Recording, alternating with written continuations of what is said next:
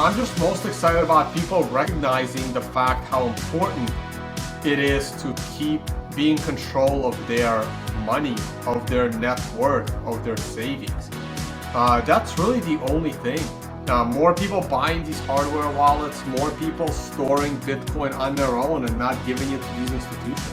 That's really the only thing, and I think it would significantly improve the world and society and make people wealthier. Hey everyone, welcome to another episode of Changing the Tide.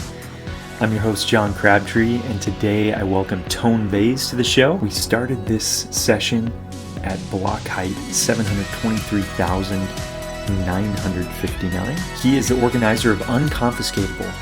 It is a Bitcoin conference in Las Vegas, Nevada. This year it starts a week from today, so Thursday, March 3rd at 7 p.m. will be the poker tournament. It's a 0.01 Bitcoin entry fee. And then the main conference starts on Friday, March 4th. They have an incredible lineup of sponsors for the conference this year. And you can check it out at unconfiscatable.com. But an incredible amount of awesome sponsors.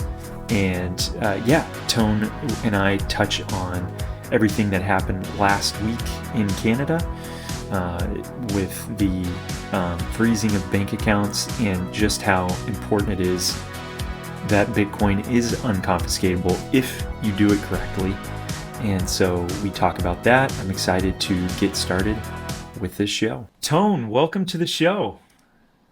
Thanks, man. Pleasure to be on.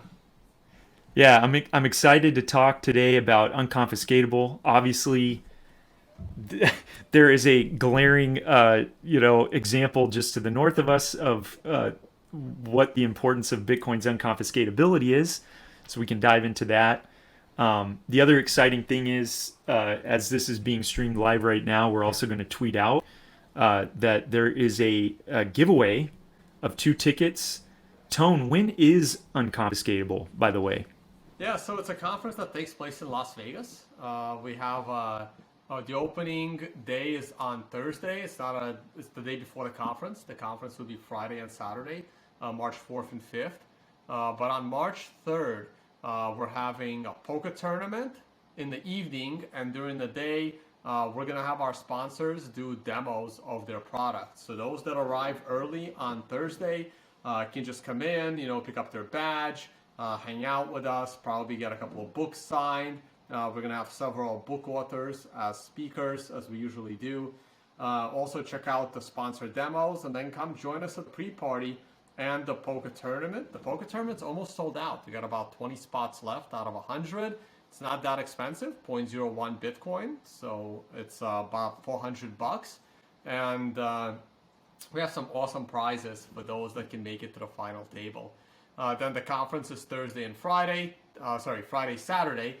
Friday night is the carnivory dinner, which is completely sold out. That one's a little more exclusive. It's all the speakers plus about 50, 60 other people. So that's already been sold out. Saturday is another conference day, followed by our after party, which also will have the Scammy Award presentation, which is going to be a lot of fun, hosted by the Crypto Couple. I'm sure you've seen their Twitter handle, so I'm sure they're going to do a great job. And then on Sunday, for those that have a late flight out, we're going to be doing some axe throwing, hanging out, bowling, just having fun, and it's a great social event. So come and join us, guys. That's exciting. So I'm seeing the sponsors. I mean, we got Start9, Lightning Ventures, one of my in session 6 of my podcast, Mike Jarmuz from Lightning Ventures joined us. We got Starbacker, Moon, Ballet, CoinHomes, CoinKite, Blockstream Jade, Voltage, Azteco, Blockforge, and Brains and Slush Pool. So yeah, I mean, we really like. Don't forget that little Bitcoin symbol wine. They sent us a couple of cases. If you click on that, you'll see that we have those bottles. That's amazing. It looks like it's Mono's wine. Yeah. That's pretty cool. So it's really cool. We're also having some custom tequila bottles made as well. So that's going to be fun. I'm going to give out a bunch of those to those who make the final table.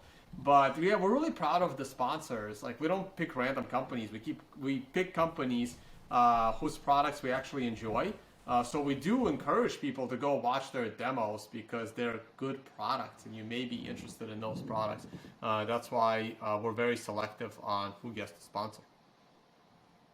Yeah, I have been able to actually use some of the products and services from several of those, specifically CoinKite, Azteco. Yeah. Oh, Um, everybody will get a Jade. Everyone in attendance will get a Jade wallet. oh man. Okay, so part of your registration, you get a Yeah. Jade for that. Yeah, yeah. When you come in to get your badge, you'll get a Jade wallet. That's pretty sweet.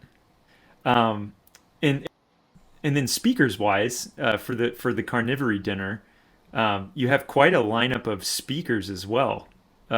You know, that's a pretty exciting lineup right there. So Giacomo and Mir, the crypto couple, as you mentioned. Um, I could go through the whole list, Yeah, it's a but cool list, guys. Just check it out. Just go to unconfiscatable.com. It's hard for us to name them all, and if we name just a few, then we're picking some over others. So yep, check out our speaker lineup. Just go to unconfiscatable.com. cool. Which I is a word that especially Canadians should really understand nowadays. I've been trying to explain unconfiscatability to everyone the last 5 to 6 years, but maybe now they'll get it. Maybe they will. Okay, so let's go through that because it has been a few years that you've been talking about it. I mean, for me, I understand, but there might be someone listening to this who doesn't understand. What do you mean Bitcoin is unconfiscatable? Right. Um, It means Bitcoin is the first asset in human history that you can store in your brain. You could never do that with any other asset before Bitcoin. Everything else you have ever owned, I used to say it can be confiscated by someone with a bigger gun.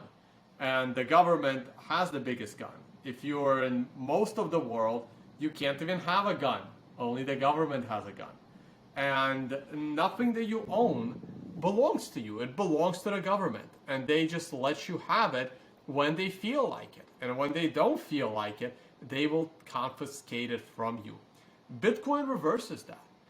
Bitcoin puts something of value completely in your possession, but only if you properly protect it. If you store it on one of those wallets, like a cold card, like Blockstream Jade, uh, you can store that Bitcoin and no one else can touch it. Only you know the password. And that has always been Bitcoin's biggest power. I recognized it as far back as 2013 when I watched the Cyprus banking confiscation, when the European government confiscated money from the Cyprus bank accounts. And since that day, I've been preaching the unconfiscatability property. My own family fled Soviet Union before the wall fell, and when we left the Soviet Union, we couldn't come back. We had to surrender our passports, and we were only allowed to leave with 100 US dollars per family member. That's all you were allowed to leave with to start a new life. You weren't allowed to take any other money. They checked your bags. They made sure you didn't have too much jewelry. They checked everything before our family left. I mean, I was a little kid, but I still remember. So that's what people have to keep in mind, that this is what governments do. And the sooner they don't have control of your money, the better off society and everybody will be. I'm just watching these hearings, these government hearings out in Canada, and these people are straight up tyrannical when it comes to control of money. I personally believe that money laundering laws are some of the worst laws in the world. They should not exist. There should be no such thing as anti-money laundering. It's just a tool that governments use against people they don't like. It has nothing to do with terrorism. It all has to do with, we don't like these people because they think differently. They voted for the wrong guy, and we can now confiscate their money. In China, they have the social credit system where, well, we don't like how this guy is walking around the street, so we're going to stop him from using money. and it is really gonna destroy society until these people are stopped from controlling your money. And the best way to stop them is to start using Bitcoin. I remember that 2013, the Cyprus banking, and you can't go to the ATM and withdraw a certain amount, and then that became you can't even go to an ATM and withdraw anything. And I thought to myself, I knew then that there was always a possibility that could happen anywhere on Earth. If you would have told me that less than a decade later it'd be happening in North America, that is a shock. Right. It probably shouldn't have been, but it is. And there was another example in 2015 when they did it to Greece. Like Greece shut down all of their banks as well. That was 2015. There's been so many of these examples, and people just don't get it. They continue to trust their money at the government bank.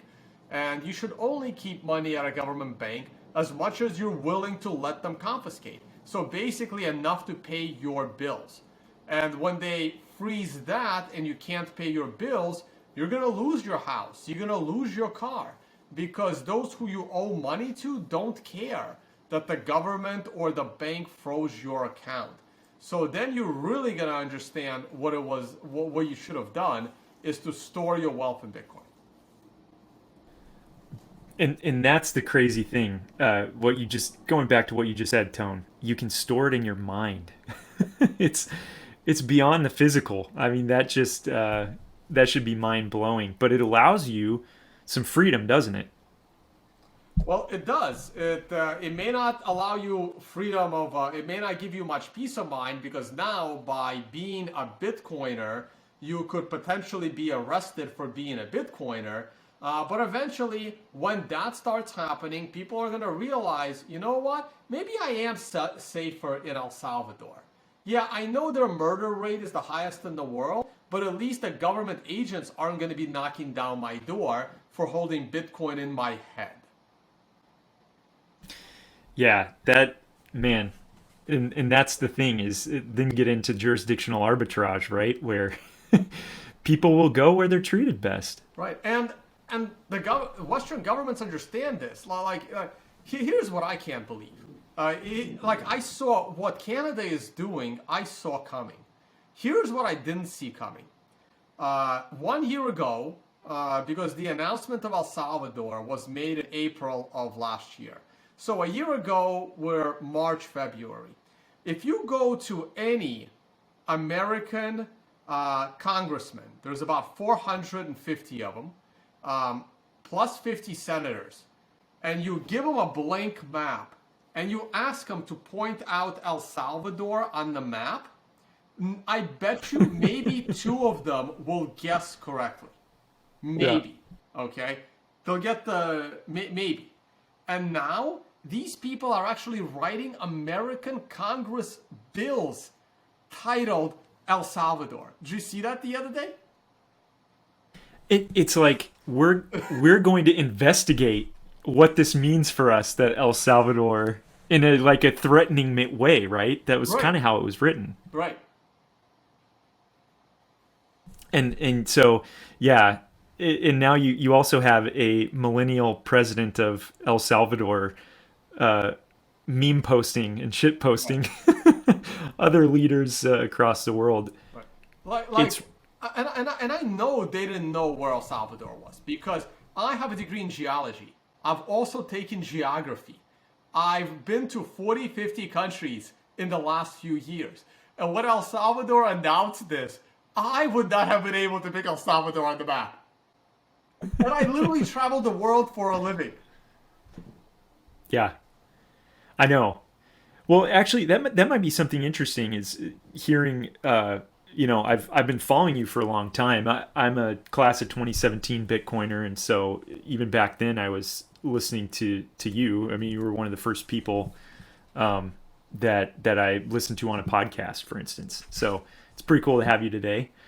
But that's very interesting. Has the majority of your travel been due to Bitcoin education? Is it also part of what you do for job? Tell me about that, Tone. It was mostly talking about Bitcoin allowed me to travel. So I started traveling real late. I was in my 30s when I started traveling. I started traveling real late because I was always working. I was always working, an immigrant family. I was always broke when I was younger. My family didn't take vacations. So I didn't start traveling until after I had the Wall Street job, and the first thing I did was save money and buy an apartment because my family hates the concept of renting. So I was always saving money and buying what I needed. So I didn't start traveling until real late, and I really enjoyed it. I think it was only like my third or fourth trip out of the country. It was in 2014. I was still working on Wall Street, and I traveled to Asia for the first time. I went to Hong Kong because my company had an office in Hong Kong, and I used to work with that office every time I'd come into work in the morning or in the evening when we were both awake. And I went to Hong Kong to speak at a Bitcoin conference. It was the first conference I ever spoke at was in Hong Kong back in 2014 because I just got myself on the speaking list. Bitcoin was so young. And I'm like, hey, I'm on Wall Street. I know Bitcoin because I've been reading all about it. So I got myself a speaking gig. So I flew out to Hong Kong. I spoke at my first conference, and I really enjoyed it. And I'm like, man, what if I can like just find a way to travel and speak? So a year later, I quit my job, and I started trading on my own, and started speaking at these Bitcoin conferences because it was early on in the space and I could get speaking gigs. And people liked what I had to say, so I spoke at more conferences. And then people started inviting me on their YouTube channels as guests. I became a very regular guest on the World Crypto Network. And from there, I started growing my own following, and it was time to open my own YouTube channel. So it kind of grew organically based on people wanting to hear what I had to say. That's awesome. Yeah, I remember the days of Vortex and the Bitcoin Meister on World Crypto Network, and like I remember the all-time highs as we were nearing the end of 2017, and it just took a straight shot up there for a couple months. So that's really fun. So let's back that up a little bit though, because you mentioned you're from the Soviet Union, immigrant. Or you were born there, I should say, and you immigrated here. Your family didn't like the concept of renting, like they liked the concept of saving and buying. Right, because like ownership, when you're in a Soviet country, there's no concept of ownership. You don't really own anything. You can't own land, can't own real estate, you can't own things. So, when someone from a Soviet or a socialist country comes to the West, the first thing they want to do is own stuff because that's freedom. Meanwhile, I'm watching the way the politics are going in the U.S. and I'm like, wow, anyone that is associated with World Economic Forum, what is the first thing they put on that commercial? You will own nothing and you'll be happy, right? This is literally what communism is. That's literally what it is. This is what like my family escaped, and people are cheering it. By the way, one of the funniest memes I saw in the last month was they took that graphic that says you will own nothing and be happy. They replaced the word nothing with crack pipe. Gosh. Yeah. Oh, man.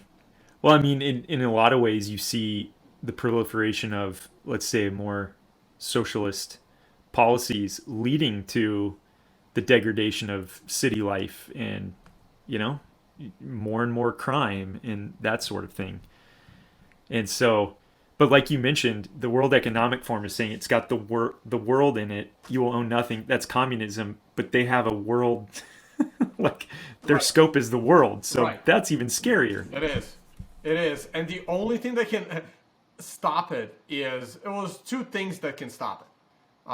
America's Second Amendment and Bitcoin. That's really it. That's really it. Like of all the U.S. amendments in the Constitution, the only one that has been destroyed the least has been the second. And you're watching the destruction of the first with our very eyes, with all this censorship that's going on across the tech industry. Yeah. I want to go back to Canada too on that point. And um, when it comes to unconfiscatability, I think there's been a lot of questions around, well, what does it mean? And so, can you get into like these financial service providers that the finance minister there, Ms. Freeland, has been talking about versus actually storing your Bitcoin, like you mentioned, let's say with CoinKite or Blockstream Jade? Right. So if you're storing your Bitcoin with a financial regulated institution, then it's no different than storing money at the bank. They can freeze it, they can censor it, they can arrest you for storing it. You really have absolutely no control over your Bitcoin when you store it with one of these institutions. So the only solution is to actually store it yourself. And one of the most important parts of the Bitcoin network, the one thing that allows this freedom is your ability to run a node. Very few people can be a Bitcoin Core developer. Very few people can be a miner because that takes a certain expertise and a certain capital to enter in a significant way. But the one thing that no one can stop you from doing is running a node, because running a node is free.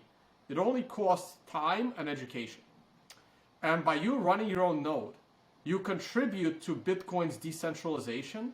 You can also validate your own transactions, and you can dictate the rules of the network. It's the nodes that will keep Bitcoin alive, not the other two. Because even if all coding stopped, Bitcoin can still go on as long as there is enough nodes. Even if mining went all the way down because it's not profitable, well, guess what? Your node could also be a miner. And now you're actually going to contribute something to the network if all the big mining operations stop. Yeah, you'll have an extra $100 a month in electric bill, maybe an extra $100 a year in electric bills. But that helps you preserve your money. If you had to increase your spending on electricity by a few $100s a year to protect your money, I'm sure it's not a big expense. Yeah, and that whole point of people talk about, what's the value of hodling, of holding. Well, part of it is if you run a node, like you said, you're contributing to the decentralization.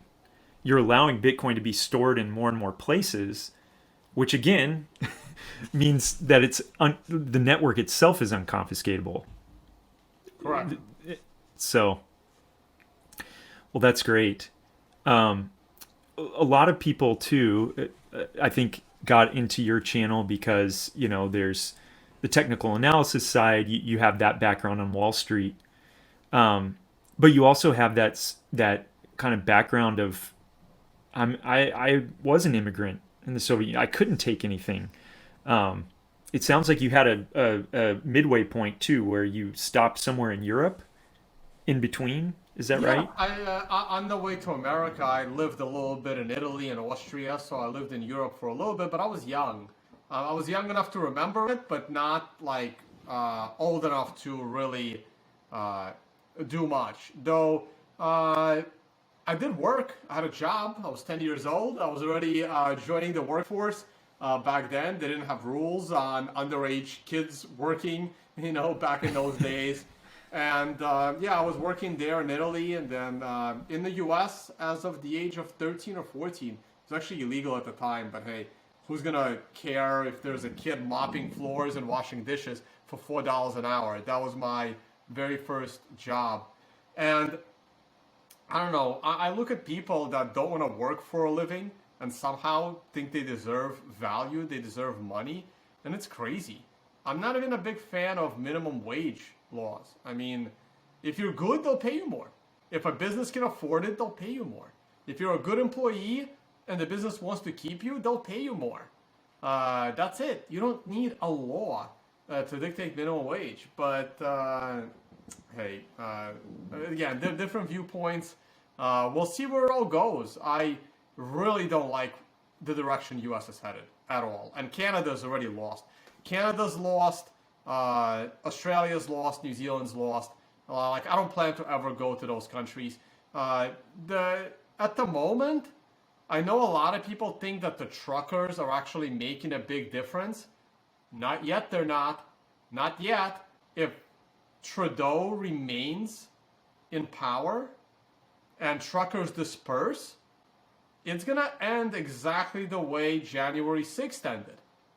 Everyone that went into the Capitol, even if they just walked in, took a selfie, and walked out, ended up getting arrested, classified as a terrorist. So any of these truckers, if they stop now and Trudeau gets to still rule, he'll arrest them all and replace them with government-approved truckers. That's the end. So they can't stop. They can't stop until he is out of office. And he's, by the way, the number one pet of Charles Schwab of the World Economic Forum. Trudeau is his number one pupil. Ironically, his number two is the one out of New Zealand, making very similar rules and regulations. So we'll see where it ends. I'm rooting for the truckers, of course. And I feel bad for anyone that donated $1 to the cause, because they're being harassed like crazy because suddenly it's okay to dox people. It's so bad what's happening. And most people are so brainwashed by the liberal education and the liberal media that they just don't see it. So this is what I really want to ask you, coming from a Soviet background. It sounds like you were about 10 when you immigrated, maybe 9. Do you remember some of these tactics that the Canadian government is employing against its own citizens being used by the country of your birth? Well, no. Back then it was already normalized. I mean, there was just the Bank of Moscow. Even they didn't seize your money if they didn't like what you were doing. They just and again, in those days in the 80s, it wasn't bad. I mean, people knew that anything they read in anything they see in the news, anything they read in the newspaper, they knew it was government propaganda. And the problem in the West is that most people don't know that this is all government propaganda, but they're starting to. I think a lot of people have woken up, and many people now see the media as liars. A lot of people see the media as an enemy of freedom, and it's a wake-up call for those in the media that that's how people see you. And back in the Soviet countries, this was obvious. But it's only starting to become obvious in the West. Yeah, I think the focus lately has been, or maybe for the past year and a half, when Bitcoin was a rocket ship from 3,000 close to it in March 2020, and then it took off and got as high as 69,000 in not just a few months ago. Was the number go up meme? But I think the unconfiscatable meme at this moment is probably more pertinent than anything. Oh, of course it is, because the price of Bitcoin will recover. The number will eventually go up. But if you don't have anything to invest in Bitcoin because they've seized it all, it won't matter to you. So get into Bitcoin now. I think if you're buying in for the long term, it's as good a time as ever.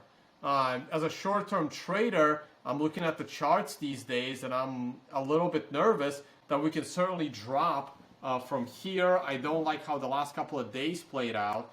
I was very bullish when the news broke that Canada is going to start confiscating everybody's bank account, but they seem to have done a good job convincing the people that they can freeze Bitcoin with all these headlines, which isn't true. They can't freeze Bitcoin. Not if you're holding it properly, not if you're using it properly. There is absolutely nothing the government can do.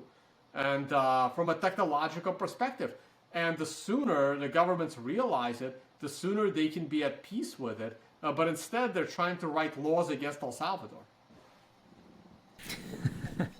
Oh, man. Yeah. What are they doing down there with that Bitcoin as their legal tender? Right, while at the same time making fun of them about how much money they're losing on behalf of their people, right? You can't have it both ways. Either Bitcoin is bad and useless, or it's threatening your entire way of life. But they seem to want it both ways. They do.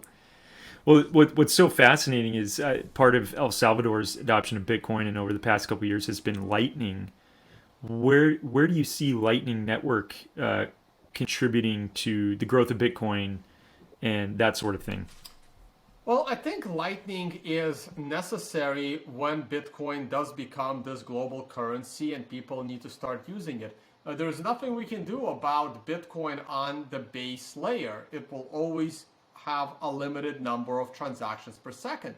That is just a necessary condition in order to keep that unconfiscatable property intact, along with censorship resistance and the 21 million Bitcoin cap. These are essential properties of Bitcoin. Everything else is a nice to have. It's nice to have privacy, it's nice to have scalability, and Lightning provides that scalability.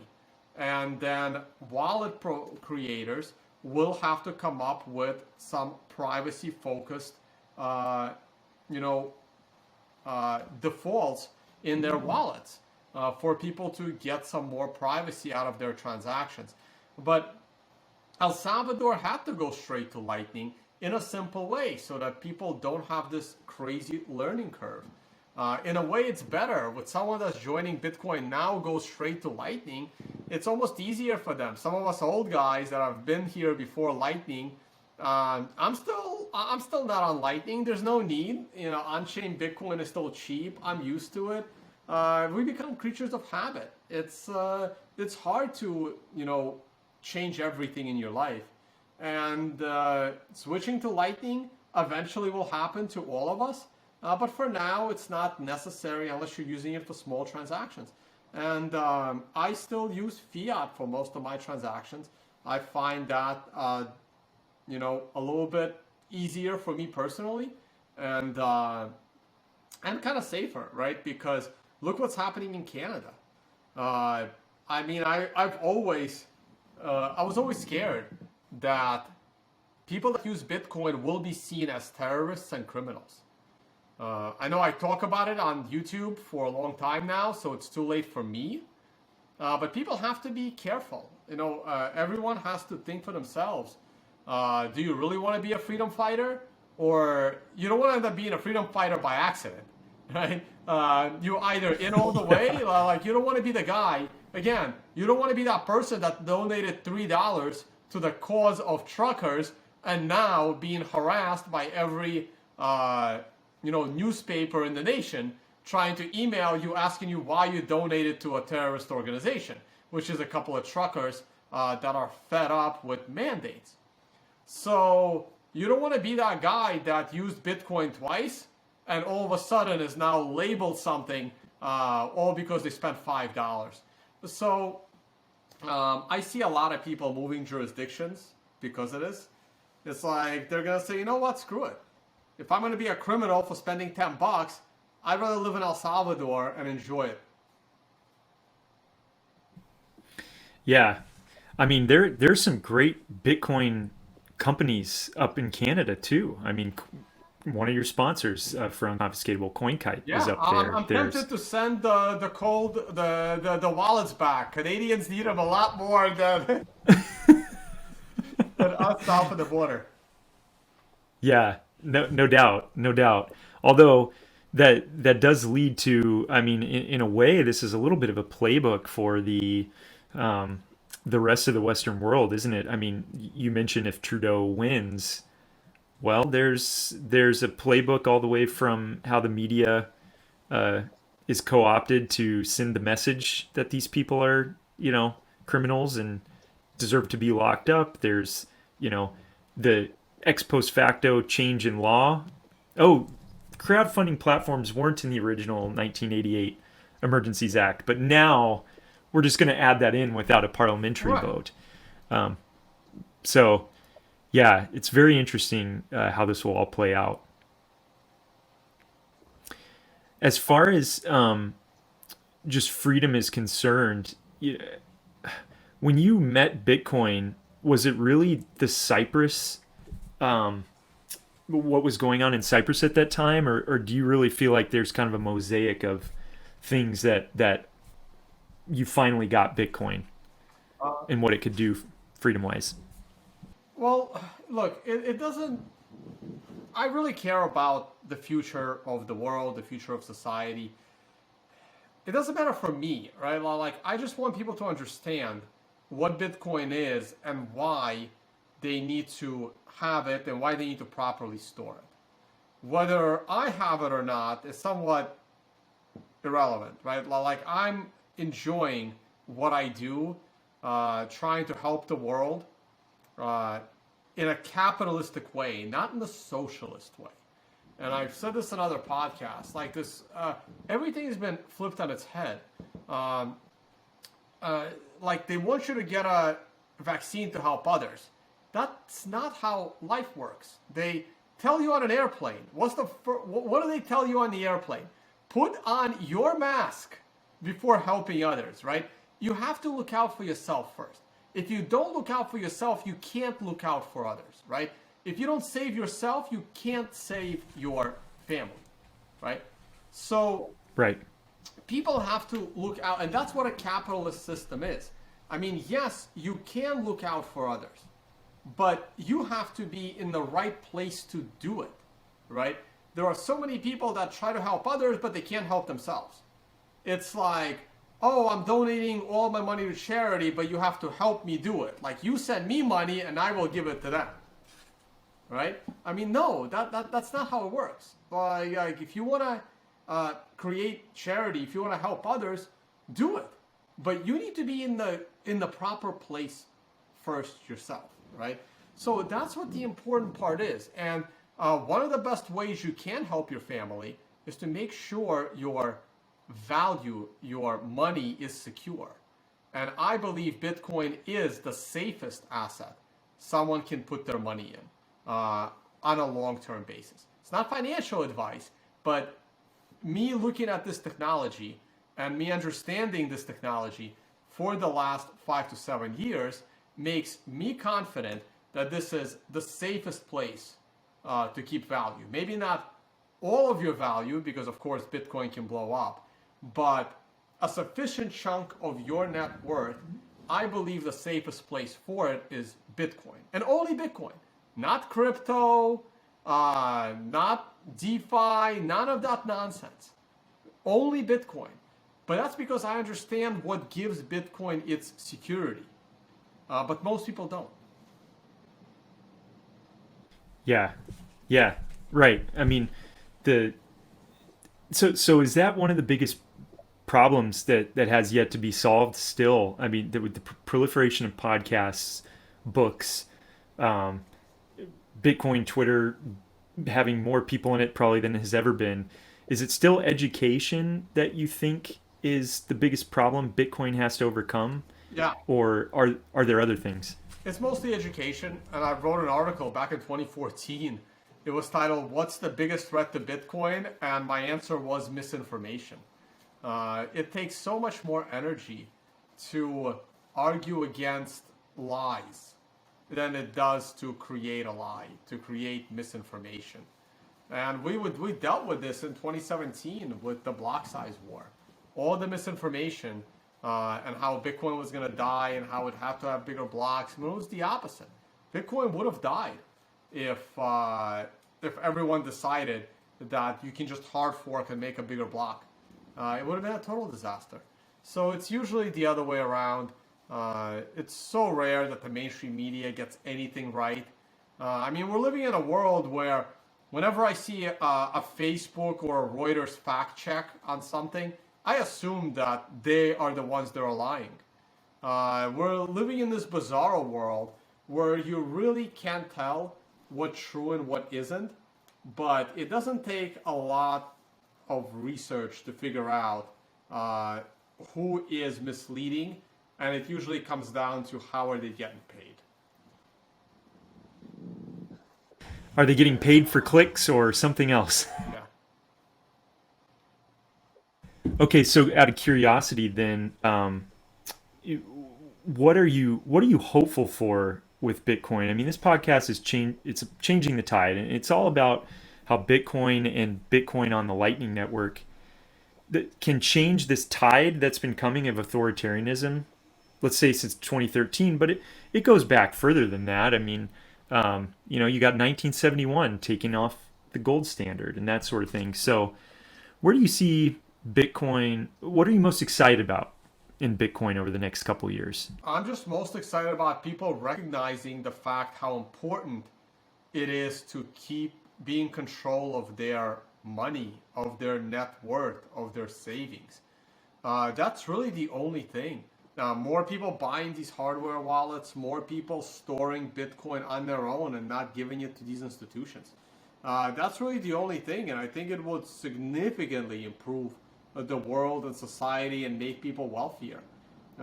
We've been going down the path of Karl Marx's views versus Adam Smith's views, whose views were around before Karl Marx. Adam Smith came first, and he's right to this day that capitalism is the way forward, not communism, socialism. And Bitcoin is as capitalist as it gets. So the more people understand it, the more people get on board, the better off the entire world will be.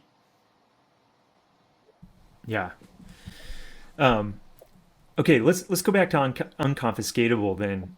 Are there any highlights from the past couple installments of it that you'd want to share to maybe get people excited about this upcoming one? It's just the whole event is really fun. From poker to the Scammy Awards to the carnivory dinner for those that were able to still get a ticket. We got some axe throwing on Sunday. There's no conference on Sunday. We're just going to be hanging out. Axe throwing, bowling. There's other fun places downtown to hang out in. And everyone has a good time. I get very few complaints about these events. They're just stressful and difficult to put together. But once you're there, it's really exciting to be surrounded by very like-minded people. Yeah, it seems fun. Like the Scammy Awards, that cracks me up. You really want to be careful shilling any shitcoins at this event. It can significantly backfire. Yeah. Well, not to get too much into detail, but one of the people who really orange pilled me, that happened, and so that was unfortunate. But I didn't lose my hope in Bitcoin, that's for sure. You also do some other events though throughout the year that are Bitcoin related as well. Yeah, we have an event called Understanding Bitcoin. That one is more focused on teaching people how to use the Bitcoin technology. I'm not sure when or where the next one will be. Like I said, these bigger events are hard to put together. My smaller event is the Financial Summit, and that will probably be my focus going forward. I don't do as much stuff in Bitcoin as I used to. Other people just do it better. People have jumped above me. BTC Sessions does an amazing job teaching how to use Bitcoin. Others are doing a great job showing people how to use Lightning. And for me, I haven't traded in a while, properly traded, full-time traded. So I am interested to get back into finance a little bit more. And we have the Financial Summit, which is an event for traders, hedge funds, high net worth individuals, investors. And that one is for about 50 to 75 people. We get together for 5 days in a very exotic, secluded location for a 5-day networking event. It's designed to be pretty high-end.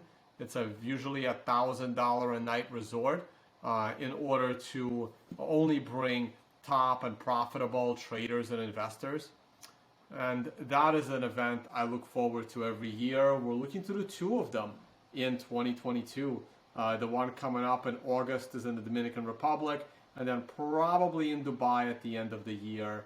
We had a great time in Dubai last year, so we may be back. And then hopefully Bali will open up and we'll go back to where that event began. Oh, nice. So Unconfiscatable has kind of always been in Las Vegas. The Financial Summit you're talking about is it's going to have been in a couple places. Yeah, Understanding Bitcoin was supposed to be a Malta event, but Malta got a little tyrannical with the mandates, so we did it in Dubai last time. But I don't really have plans for a next one yet, so we'll see. Okay. Yeah. No, that sounds good. So Tone, what I'm understanding here is like your number one thing is if people can just more and more people can just understand Bitcoin, that's going to change the tide, but that's going to change things around for the better. Now, you also mentioned the Second Amendment, and you get that in the United States. So obviously people can take advantage of that, but really truly understanding Bitcoin, there's just not enough people who do. Yeah, I think it'll get better. Bitcoin isn't going anywhere. These altcoins, shitcoins, they'll come and go. But Bitcoin is here to stay. And we'll be having a similar conversation 10 years from now. I remember if I go back to my old interviews from 2015, everything I said then, I would say it again. Not much has changed. And I don't think much will change about how Bitcoin works and what it's for a decade from now. Only more people will use it and more people will know about it. Yeah. Yeah. Well, hey, this opportunity now, I'm gonna tweet out this this stream. The live streaming was having some issues, so my apologies. But I'm gonna tweet out a quick clip of this afterwards, and we're gonna give someone a chance to win 2 tickets to Unconfiscatable. Well, we'll give 2 different people a chance to win a ticket. If they happen to have a +1, we can manage that.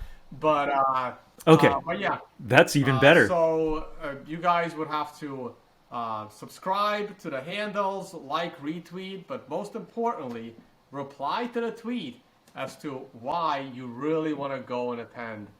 Because we only want to give these tickets out to those that will come, participate, have a good time, and not randomly give them away to someone that probably will not show up.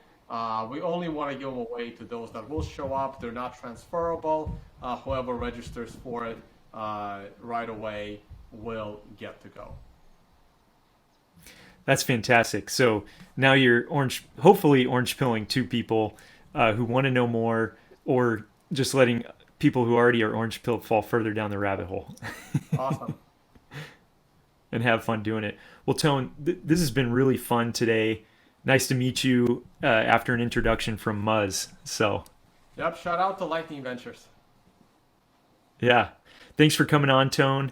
A ton of insight there from someone who immigrated when he was a child from the former Soviet Union. And probably if we would have been on this week, I'm sure he would have had a lot to say about the Russian invasion of Ukraine. But very glad that he touched on just how important it is that the truckers win, that the emergency powers were lifted. That ended up happening this week, where Trudeau revoked the emergency powers. The danger there, of course, is that he not only invoked them, but was able to revoke them, and was supported by the Canadian Parliament in the interim. The vote was cast after he invoked them, and it was in support by a slim margin, but it was a margin nonetheless. In any case, excited for Unconfiscatable and the lineup of speakers and sponsors that they have starting next week. Again, Poke Tournament on Thursday night, March 3rd, 7 p.m. and the main conference starting the next day, Friday the 4th. Also on the 5th, they will be having sessions as well. And if you are interested, you can actually win a ticket. So 2 people for liking and retweeting my response or my tweet last week. You'll have a chance to win a ticket, and 2 of those are up for grabs. You just have to like it, retweet it, including tagging Unconfiscatable, and tell Tone why you should win. Thanks everyone for tuning in. Please like and subscribe. If you got some value out of this show, please send value in return on Fountain, Breeze, Podverse, or any of the other Lightning-enabled podcasting 2.0 apps, including even podcastindex.org. It's exciting. I got some sats yesterday from an anonymous listener, and they streamed me some sats, and interestingly enough, I received them on Fountain, but they came from that person's Breeze wallet. So that's exciting and just shows the power of the open source Lightning Network. Hope to see you next time here on Changing the Tide. Peace.